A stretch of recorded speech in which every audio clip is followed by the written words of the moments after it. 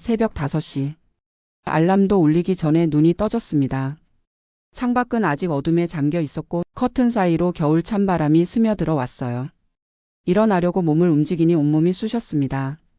어젯밤 공사 현장에서 시멘트 포대를 날랐던 탓인지 허리가 시큰거리고 무릎은 삐걱대는 소리가 나는 것 같았어요. 68살, 이 나이에도 막노동을 하고 있다는 게 서글펐습니다. 조심스럽게 일어나 화장실로 향했어요. 거울에 비친 제 얼굴이 낯설게 느껴졌습니다. 깊게 패인 주름살, 거칠어진 피부, 희끗희끗한 수염. 언제부터 이렇게 늙어버렸는지 모르겠더군요. 간단히 세수를 하고 작업복으로 갈아입었습니다. 낡아 빠진 청재킷의 찢어진 부분을 꿰맨 흔적이 곳곳에 보였어요. 아내가 돌아가신 후로는 옷 한 벌 제대로 사본 기억이 없습니다. 그저 입을 수 있으면 됐어요. 주방으로 가서 밥솥에 밥을 풀어 간단히 아침을 먹었습니다. 김치 몇 조각에 간장 좀 뿌린 계란 프라이. 50년 전 신혼 때 아내가 차려주던 아침상이 문득 떠올랐어요. 그때는 이렇게 될 줄 몰랐지요. 밖으로 나오니 겨울 새벽 공기가 뺨을 때렸습니다. 버스 정류장까지 걸어가는 길, 발걸음이 무거웠어요. 오늘도 하루, 내일도 하루, 언제까지 이렇게 살아야 하나 싶었습니다. 첫 번째 버스를 놓치고 두 번째 버스에 겨우 올라탔어요. 버스 안은 이른 시간인데도 사람들로 가득했습니다. 대부분 저처럼 새벽부터 일하러 가는 사람들이었지요. 구석 자리에 앉아 창밖을 내다봤습니다. 아직 잠들어 있는 도시의 모습이 쓸쓸해 보였어요. 공사 현장에 도착하니 이미 몇몇 동료들이 와 있었습니다. 김 씨 어제 괜찮았어? 젊은 현장 소장이 물었어요. 뭐 그럭저럭요. 대충 대답하고 준비를 시작했습니다. 작업은 오늘도 시멘트 포대 나르기였어요. 한 포대가 20kg는 좋게 나가는데 이걸 하루에 수백 개씩 옮기는 게 일이었습니다. 젊었을 때는 아무렇지도 않았는데 이제는 10개만 들어도 숨이 찼어요. 할아버지 무리하지 마세요. 천천히 하세요. 20대 초반으로 보이는 청년이 걱정스럽게 말했습니다. 할아버지라. 맞는 말이긴 한데 왠지 서운했어요. 저도 한때는 저 나이였고 남들 부러워하는 직장도 다녔었는데 말이죠. 점심시간이 되자 도시락을 꺼냈습니다. 편의점에서 산 삼각김밥 2개와 컵라면. 옆에서 같이 일하는 박 씨가 안쓰럽게 쳐다봤어요. 김 형 맨날 그것만 먹으면 몸 상해요. 이거라도 같이 먹어요. 박 씨가 집에서 싸온 반찬을 내밀었습니다. 아니야, 괜찮아. 이것도 먹을 만해. 정중히 거절했지만 속으로는 고마웠어요. 오후 작업이 시작되고 얼마 지나지 않아 전화가 울렸습니다. 모르는 번호였지만 받았어요. 여보세요? 김철수 씨 맞으십니까? 네, 맞는데요. 저는 시청 복지과 직원입니다. 아버님께서 돌아가셨습니다. 순간 귀를 의심했어요. 아버지라니. 20년 넘게 연락이 끊긴 아버지가 돌아가셨다는 말이었습니다. 잠깐 뭐라고요? 김용수 씨 맞으시죠? 아버님이 어제 돌아가셨습니다. 연고자가 김철수 씨로 되어 있어서 연락드렸습니다. 전화를 끊고 나서도 한참을 멍하니 서 있었어요. 아버지. 그 단어가 낯설게 느껴졌습니다. 마지막으로 본 게 언제였던가. 아, 맞다. 어머니 장례식 때였지요. 그때도 아버지는 술에 취해 있었고 우리는 또 싸웠습니다. 김 씨 괜찮아요? 현장 소장이 걱정스럽게 물었어요. 아버지가 돌아가셨대요. 아, 그러세요? 빨리 가보셔야겠네요. 근데 이리. 아이 무슨 소리예요? 얼른 가보세요. 오늘 일당은 제가 처리해 둘게요. 고향은 여기서 3시간 거리였습니다. 버스를 타고 가는 내내 복잡한 생각들이 머릿속을 스쳐 지나갔어요. 아버지와의 기억들이 하나둘 떠올랐습니다. 어릴 때 아버지는 동네에서 알아주는 술꾼이었어요. 낮에는 일을 나가지 않고 빈둥거리다가 밤이면 술집에서 살다시피 했지요. 어머니는 남의 집 일을 하며 우리 3남매를 키우셨습니다. 가난했어요. 늘 배가 고팠고 옷은 늘 누더기였지요. 친구들이 너희 아버지는 백수야? 라고 놀릴 때마다 얼굴이 빨개졌습니다. 그래서 더 열심히 공부했어요. 이 가난에서 벗어나고 싶었거든요. 운 좋게 대학에 합격했지만 등록금이 문제였습니다. 어머니는 내가 어떻게든 만들어 볼게라고 하셨지만 아버지는 대학은 무슨 일이나 해서 집에 돈이나 가져와라고 했어요. 결국 신문 배달과 과외를 하며 겨우 대학을 졸업했습니다. 직장을 구하고 결혼을 하고 그렇게 제 삶을 살아갔어요. 하지만 아버지와의 관계는 더 나빠졌지요. 제가 잘 될수록 아버지는 더 삐뚤어졌습니다. 돈 좀 벌었다고 아버지를 무시하냐는 말을 입에 달고 살았어요. 버스가 고향에 도착했습니다. 20년 만에 밟는 고향 땅이었어요. 많이 변했더군요. 작은 시골 마을이었는데 이제는 제법 도시 같은 모습이었습니다. 택시를 타고 시청으로 갔어요. 형. 복지과 사무실에 들어서자 동생들이 있었습니다. 철호와 철민이. 그들도 많이 늙었더군요. 형 어떻게 된 거야? 철호가 물었어요. 나도 몰라. 갑자기 연락이 와서. 담당 직원이 설명을 시작했습니다. 아버지는 요양원에서 돌아가셨다고 했어요. 3년 전부터 치매 증상이 있어서 요양원에 계셨는데 어제 갑자기 심장마비로 돌아가셨다는 거였습니다. 연고자가 큰아들로 되어 있어서 연락드렸습니다. 요양원으로 가는 길에 동생들과 이야기를 나눴어요. 철호는 서울에서 작은 사업을 하고 있었고 철민이는 부산에서 회사를 다니고 있었습니다. 둘 다 나름대로 잘 살고 있는 것 같았어요. 형은 요즘 어떻게 지내? 철호가 물었지만 대답하기 싫었습니다. 막노동하며 하루하루 연명하고 있다는 걸 어떻게 말하겠어요.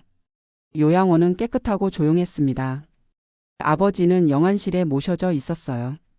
하얀 천 아래로 보이는 아버지의 얼굴은 평온해 보였습니다.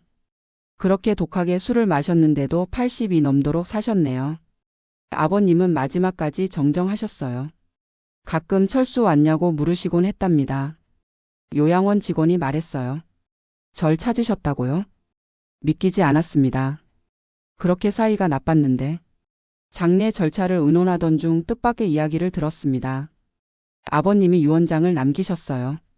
요양원 원장이 봉투를 내밀었어요. 유언장이요? 우리 삼형제는 놀랐습니다. 남길 게 있기나 했나 싶었거든요. 봉투를 열자 손편지가 들어 있었어요. 떨리는 손으로 펼쳐 읽기 시작했습니다. 철수야, 내가 이 편지를 읽고 있다면 내가 이미 세상을 떠난 뒤겠구나. 먼저 너희들에게 미안하다는 말을 하고 싶다. 특히 너에게. 큰아들인 내가 제일 고생을 많이 했지. 사실 나는 그동안 일을 안 한 게 아니라 몰래 일을 했단다. 술 먹고 빈둥대는 척했지만 새벽마다 나가서 일했어. 폐품을 줍고 막노동도 하고 닥치는 대로 일했지. 그렇게 번 돈을 하나도 쓰지 않고 모았단다. 왜 그랬냐고? 부끄러웠기 때문이야. 무능한 아버지, 가족을 굶기는 가장. 그게 내 모습이었지. 차라리 술주 정뱅이로 사는 게 나았어. 그래야 너희가 나를 미워하고 떠날 테니까. 집 근처 산 중턱에 우리 땅이 있다. 거기 굴속에 내가 평생 모은 돈을 숨겨뒀어. 정확한 위치는 동봉한 지도에 표시해뒀다. 아마 억 단위는 될 거야. 철수야, 너무 미워하지 마라. 내가 제일 미안하다. 큰아들이라고 책임감에 눌려 살았을 너를 보면서도 외면했으니 이제라도 편하게 살아라. 내가 행복해야 내가 저승에서도 편할 것 같구나. 사랑한다, 아들아. 편지를 읽는 내내 눈물이 멈추지 않았어요. 아버지가. 그 술주 정뱅이 아버지가 평생 돈을 모았다니. 그것도 우리를 위해서. 형, 이게 무슨 소리야? 철호가 물었지만 저도 믿기지 않았어요. 지도를 들고 산으로 올라갔습니다. 어릴 때 자주 놀던 그 산이었어요. 표시된 곳을 찾아가니 정말 작은 굴이 있었습니다. 덤불에 가려져 있어서 모르고 지나치기 쉬웠어요. 굴 안으로 들어가니 낡은 금고가 있었습니다. 떨리는 손으로 열어보니 돈다발이 가득했어요. 10,000원짜리, 50,000원짜리가 빼곡히 들어 있었습니다. 세어보니 12억이 넘었어요. 그 옆에는 또 다른 편지가 있었습니다. 이 돈은 3등분해라. 하지만 철수, 너는 좀 더 가져가라. 큰아들로서 고생을 제일 많이 했으니까. 그리고 한 가지 더. 내 어머니 산소 옆에 날 묻어다오. 살아서는 못 지켜줬으니 죽어서라도 옆에 있고 싶구나. 산에서 내려오는 길, 세 형제는 아무 말이 없었어요. 각자 복잡한 생각에 잠겨 있었지요. 저는 아버지를 원망했던 세월들이 부끄러웠습니다. 아버지도 나름의 방식으로 우리를 사랑했구나. 비뚤어진 방식이었지만 장례는 소박하게 치렀습니다. 아버지 뜻대로 어머니 곁에 모셨어요. 비석 앞에서 한참을 울었습니다. 아버지 이제야 이해합니다. 미안해요. 정말 미안해요. 서울로 돌아온 뒤 저는 일을 정리했습니다. 더 이상 막노동을 할 필요가 없었으니까요. 작은 원룸을 정리하고 깨끗한 아파트로 이사했어요. 50년 만에 처음으로 여유를 가져봤습니다. 하지만 놀고 있을 수만은 없었어요. 아버지가 주신 이 기회를 헛되이 쓸 수는 없으니까요. 오랫동안 생각한 끝에 작은 식당을 차렸습니다. 아버지네 국밥집. 소박한 이름이지만 마음에 들었어요. 저처럼 막노동하는 사람들이 편하게 올 수 있는 곳으로 만들었습니다. 가격은 저렴하게, 양은 푸짐하게. 아침 일찍 문을 열어 새벽 일 나가는 사람들도 들를 수 있게 했어요. 사장님, 국밥 하나요? 네, 금방 나갑니다. 이제는 받는 사람이 아니라 주는 사람이 되었습니다. 힘든 노동자들을 보면 옛날 제 모습이 떠올라서 더 따뜻하게 대하게 돼요. 어느 날 낯익은 얼굴이 가게로 들어왔어요. 예전 공사장에서 일하던 박 씨였습니다. 김형? 여기가 형 가게였어? 어서 와요, 박 씨. 앉아요. 제가 한 그릇 대접할게요. 아니, 형이 왜? 어떻게 된 거예요? 사정을 들은 박 씨는 진심으로 기뻐해 줬어요. 이제 매일 아침 가게 문을 열 때마다 아버지를 생각합니다. 평생 일하시면서도 티 내지 않고 묵묵히 사셨던 아버지. 술주 정뱅이인 척하면서도 새벽마다 일하러 나가셨던 아버지. 자식들을 위해 한 푼 두 푼 모으셨던 아버지. 아버지, 오늘도 장사 잘 되게 도와주세요. 매일 아침 기도하듯 중얼거립니다. 그러면 어디선가 아버지가 지켜보고 계신 것 같아요. 그래, 잘하고 있다라고 말씀하시는 것 같아요. 동생들도 자주 찾아옵니다. 형, 국밥 진짜 맛있어. 그러게, 형이 요리 재능이 있었네. 함께 앉아 국밥을 먹으며 아버지 이야기를 합니다. 이제는 원망이 아닌 그리움으로. 어제는 꿈에 아버지가 나타나셨어요. 젊은 시절 모습으로. 철수야, 수고했다. 그 한마디에 또 눈물이 났습니다. 아버지도 평생 수고하셨는데 68년을 살아오면서 배운 게 있다면 사랑은 때로 이상한 모습으로 온다는 거예요. 아버지의 사랑이 그랬듯이 이제라도 깨달아서 다행입니다. 낮엔 가게에서 일하고 저녁엔 집에서 텔레비전을 봅니다. 혼자지만 외롭지 않아요. 가게에서 만나는 사람들, 동생들, 그리고 마음속 아버지와 어머니가 있으니까요. 가끔 옛날 일터를 지나가면 같이 일하던 사람들이 보여요. 여전히 무거운 짐을 나르고 땡볕에서 땀 흘리고. 그럴 때마다 마음이 아픕니다. 저도 얼마 전까지 저랬으니까요. 그래서 더 열심히 일합니다. 넉넉한 인심으로 국밥을 퍼주고 힘든 사람들에게 위로가 되려고 노력해요. 아버지가 주신 이 기회를 그렇게 쓰는 게 맞는 것 같아서요. 며칠 전엔 요양원에 기부도 했습니다. 아버지가 계셨던 그곳에. 어르신들 잘 모셔주세요. 고맙습니다. 아버님도 기뻐하실 거예요. 원장님 말씀에 또 울컥했어요. 삶이란 게 참 묘합니다. 68년을 살면서 바닥을 쳤다고 생각했는데 이제 와서 이런 반전이 생기다니. 아버지의 진짜 모습을 죽고 나서야 알게 되다니. 하지만 후회하지 않습니다. 늦었지만 알게 됐고 이제라도 아버지 뜻대로 살 수 있으니까요. 매일 감사하며 살아갑니다. 이 나이에 새 삶을 시작할 수 있게 해주신 아버지께. 오늘도 국밥집은 붐빕니다. 새벽부터 일하러 나가는 사람들, 점심 먹으러 오는 직장인들, 혼자 사는 어르신들. 모두가 제 손님이고 이웃입니다. 사장님, 국밥 하나 더요. 네, 금방 갑니다. 활기찬 목소리로 대답합니다. 이게 제 인생 이막입니다. 아버지가 주신 새로운 기회. 밤이 되면 가게 문을 닫고 집으로 돌아갑니다.